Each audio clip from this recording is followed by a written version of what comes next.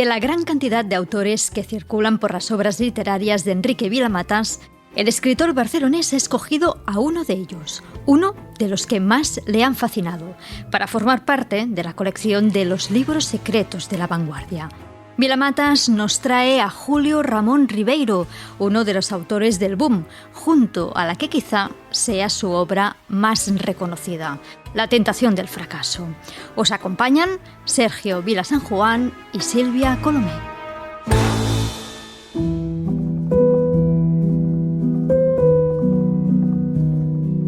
Contemporáneo de Mario Vargas Llosa, amigo de Alfredo Brais Echenique, Julio Ramón Ribeiro es una de las figuras destacadas de la literatura peruana del siglo XX. Conocido primero por su narrativa breve y por los aforismos recogidos en el libro Prosas apátridas, a lo largo de su vida llevó un diario, al principio con anotaciones breves y espaciadas, pero pronto con entradas más largas y reflexivas.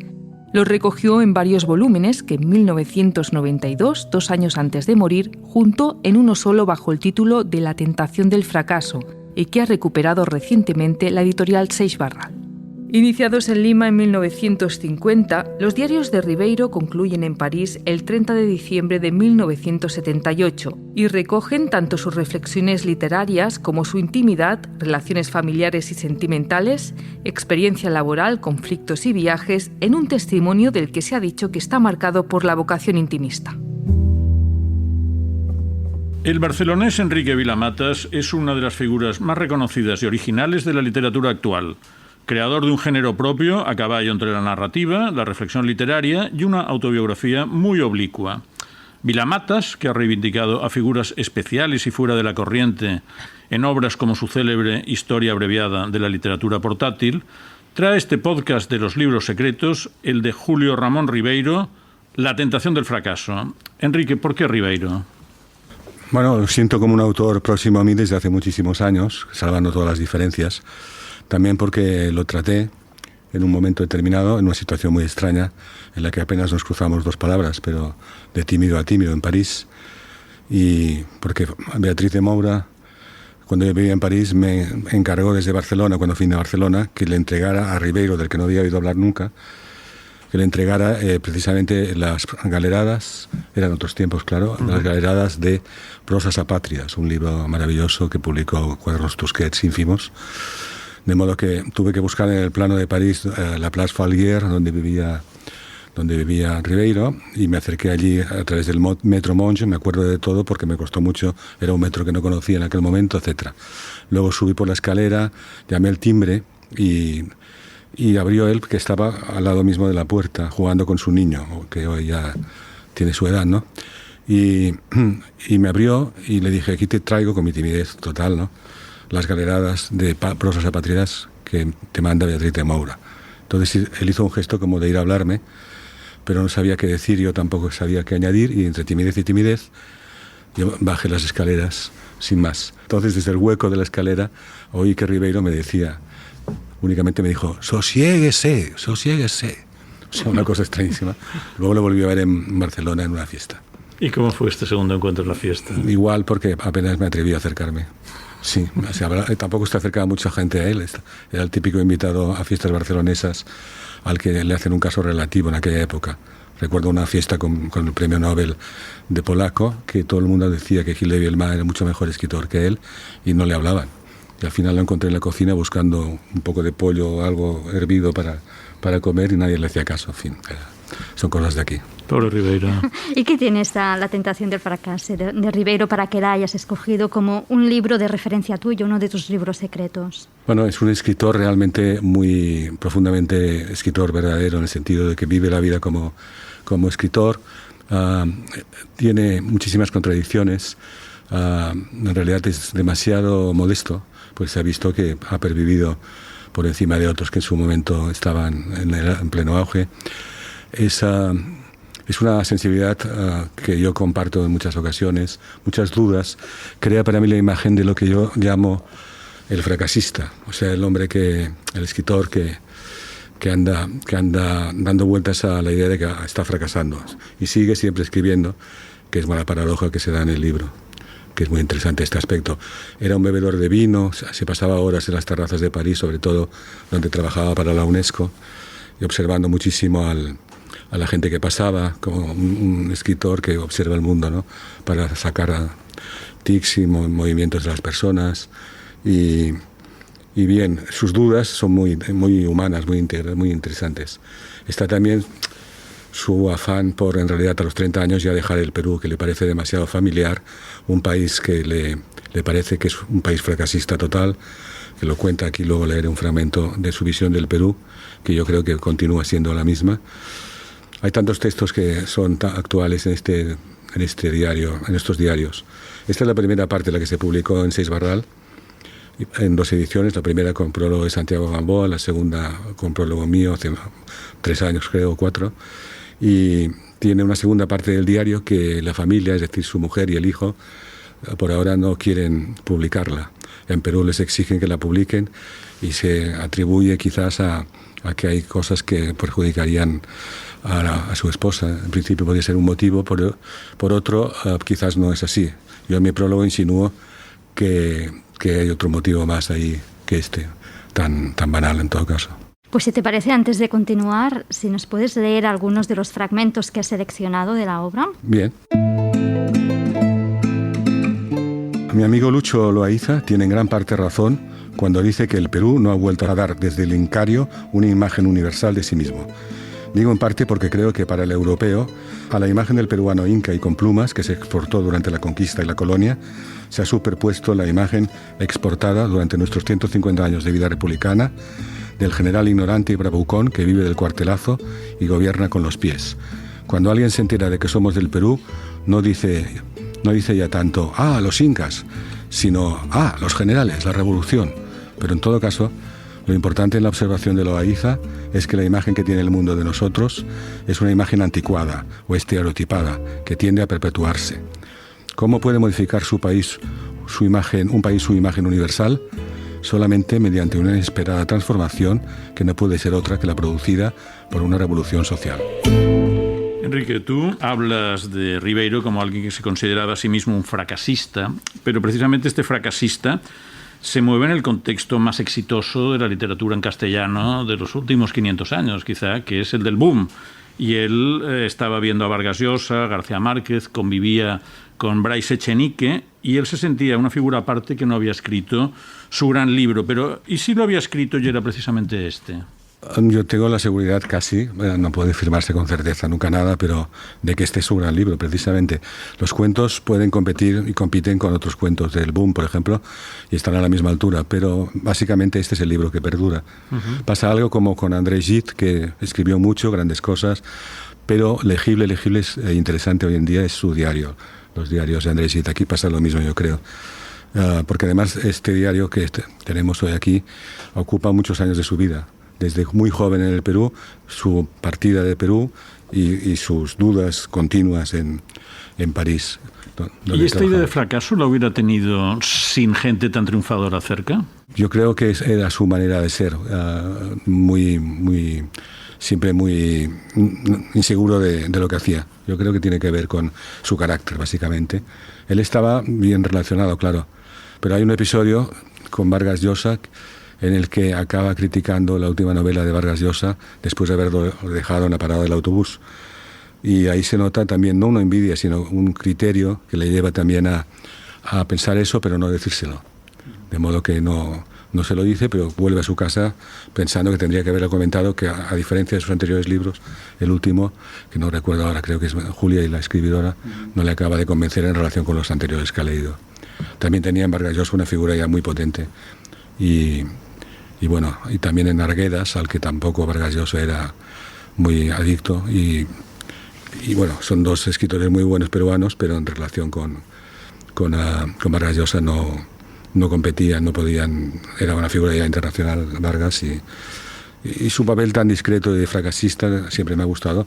Es muy cómico también, en el fondo, ¿no? Una persona que no cree que ha triunfado y ha triunfado. O sea, es como bastante curioso. Él mismo en el diario pues da una visión de él muy demoledora, ¿no? Por ejemplo, escribe: me temo que mi hijo haya heredado casi todos mis defectos unidos a los de mi mujer, lo que ya sería demasiado, ¿no? Y también dice que es un hombre hecho para el tormento. ¿Tú crees que esto realmente lo fingía o es un complejo de inferioridad que en realidad nunca superó? Hay que decir que, claro, como se sabe, supongo, es un diario personal que no estaba previsto publicar. Por lo tanto, aquí habla de su mujer y de su hijo de una forma sorprendente, en parte, ¿no?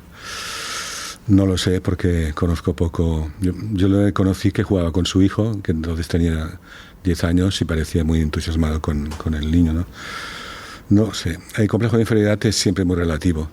También hay complejo de inferioridad, ha tenido mucho complejo de inferioridad de España, por ejemplo, con respecto a otros países en otras épocas, sobre todo grandioso. El español, cuando salía afuera, tenía complejo de inferioridad con los franceses, con los ingleses, no todo el mundo, pero había una sensación de fracaso bastante notable por las colonias, como se quiera, pero de todos modos hay otro personaje que es César Vallejo, que es el poeta peruano, que es tristísimo, que no fue nadie a su entierro, que es el gran poeta latinoamericano, para mí uno de los 3 seguro más importantes del siglo pasado, seguro.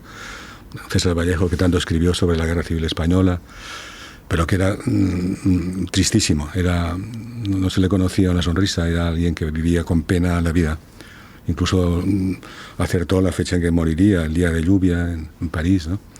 De modo que forma parte de un espíritu peruano, del que, por ejemplo, de esto que hemos leído ahora, se nota, ¿no? Una visión de un Perú que no acaba de salir a flote cuando podría perfectamente, como todos los países, si se pusieran en esto, salir a flote. Y a veces también ocurre que según qué escritores es en tristezas, en momentos personales difíciles, que es cuando surge mejor la literatura de ellos. Quizás aquí también, Ribeiro también lo decía, que cuando estaba pues quizás amorosamente bien situado, pues no escribía, ¿no? En cambio sí, cuando estaba pues atormentado. Sí, mira, yo no comparto esto como escritor porque precisamente siempre me han preguntado si escribía bien, que escribía mucho mejor cuando estaba muy atormentado, triste y con dolor de cabeza. Yo digo, no, al contrario, necesito escribir siendo feliz. Estoy encantado y avanzo feliz por la prosa. Mientras que en el caso de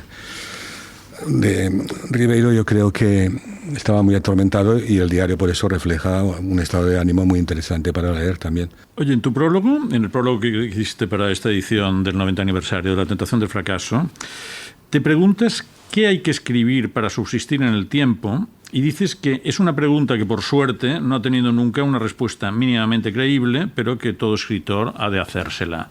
Pero ¿cuáles son tus respuestas a esta pregunta a lo largo del tiempo? Me la empiezan a hacer ahora a mí también y claro, es que primero no se puede creer nada en la inmortalidad. Los tiempos que vivimos igual no duras ni 5 años, es decir que no... Y en segundo lugar, que yo digo que si lo supiera, claro, todo el mundo escribiría con la fórmula. Depende muchísimo de los lectores. Hasta ahora ha dependido muchísimo de los lectores y de la crítica. Y permanecer es siempre por algún motivo de fondo literario. No puede ser que permanezca alguien... puede ser que ocurra, pero no a la larga siempre acaba quedando los grandes autores. Al mismo tiempo, otros que se cuelan por ahí por casualidad. ¿Qué define lo que es un gran autor?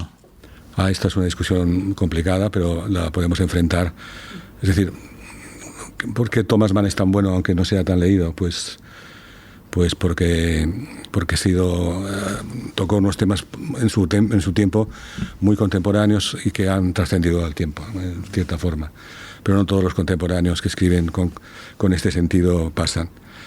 Es cierto que se puede prever en el boom, por ejemplo, que algunos autores, aquí se nombra a Ribeiro, a Carlos Fuentes, van a tener poca salida en el tiempo, mientras que otros, como Vargas Llosa y García Márquez, tienen asegurado esto universalmente, por otra parte, que es lo necesario para sobrevivir.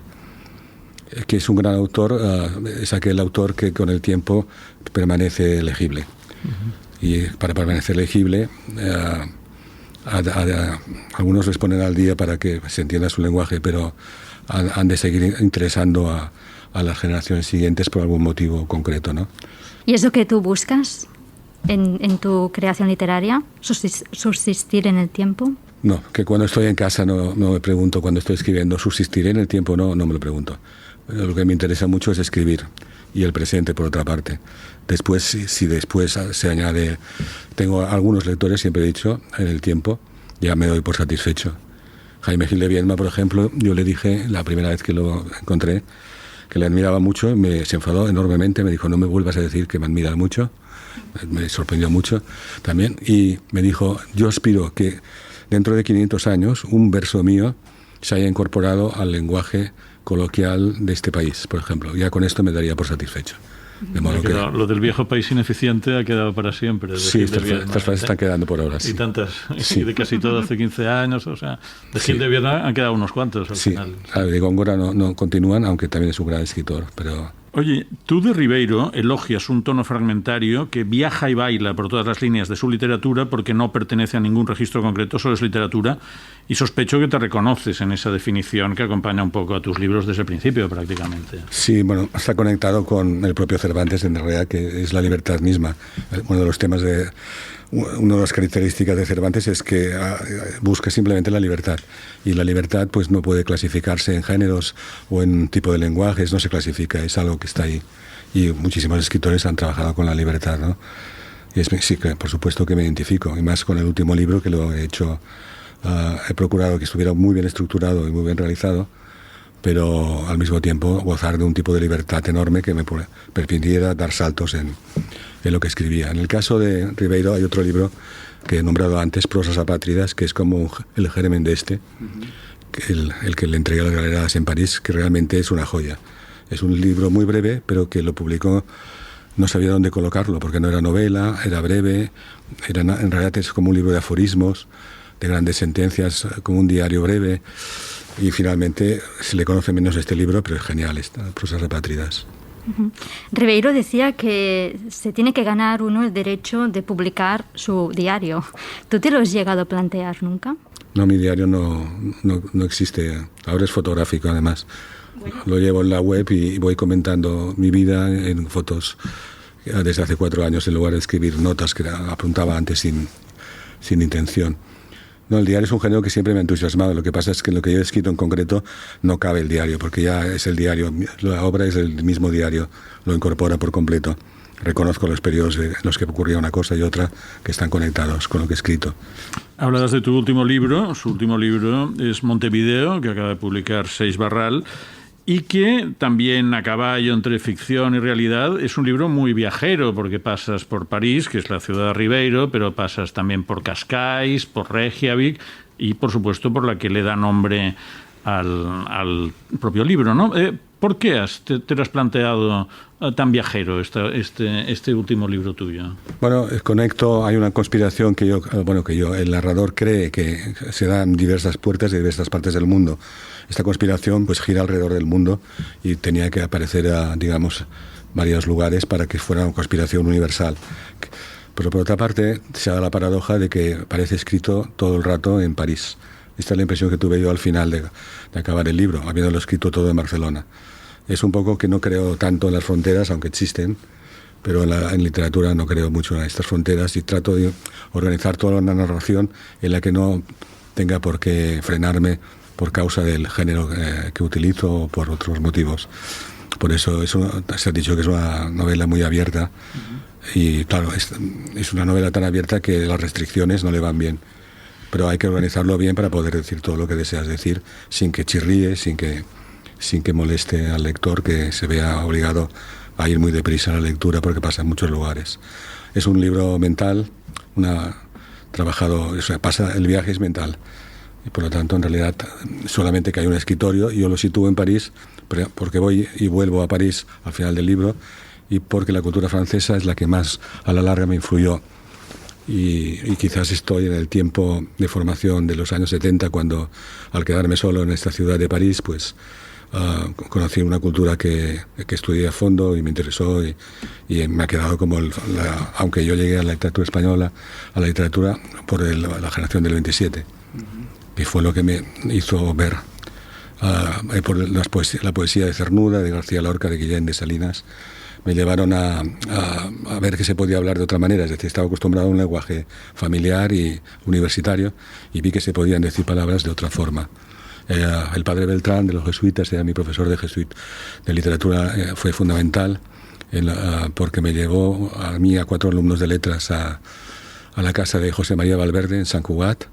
Y yo, por supuesto, a los 15 años no sabía quién era Valverde, y nos dedicó una tarde y nos leyó precisamente un poema de Vallejo, de César Vallejo. Y nos lo leyó, y es un poema sobre la guerra civil que habla de un miliciano que ha escrito "Viva los compañeros", pero con faltas de ortografía, con una V, una I y una B de Barcelona. "Vivan los compañeros". Entonces, al leer el poema, no me fijé tanto en lo que decía, sino en esta B aspirada. "Vivan", que no lo había oído nunca en mi vida. Y eso yo creo que actualmente fue lo que me llevó realmente a la literatura, igual que el 27. Un poema de "España aparta de mí este cáliz". Sí, un poema magnífico. Decía Rojas, escribió los Boreros Rojas y tal.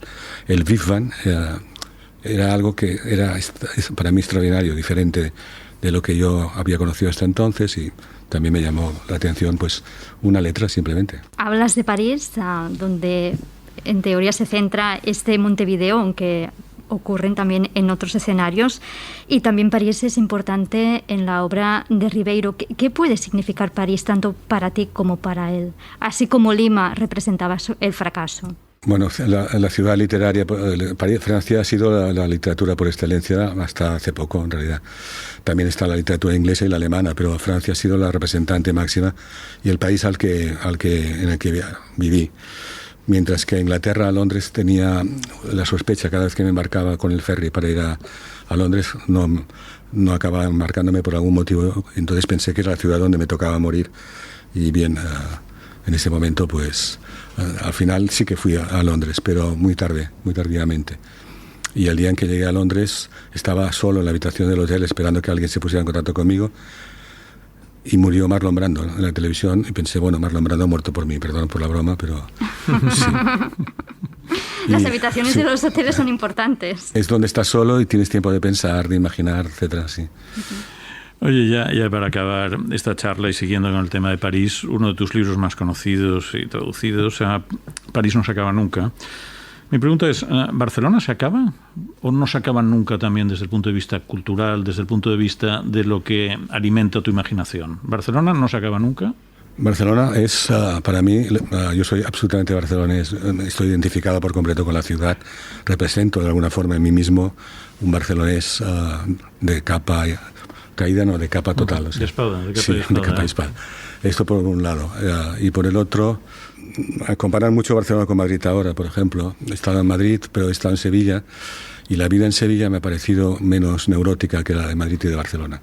A la hora de compararlo, comparo de otra manera, no por si hay avances culturales, sino que la vida en Sevilla es muy tranquila.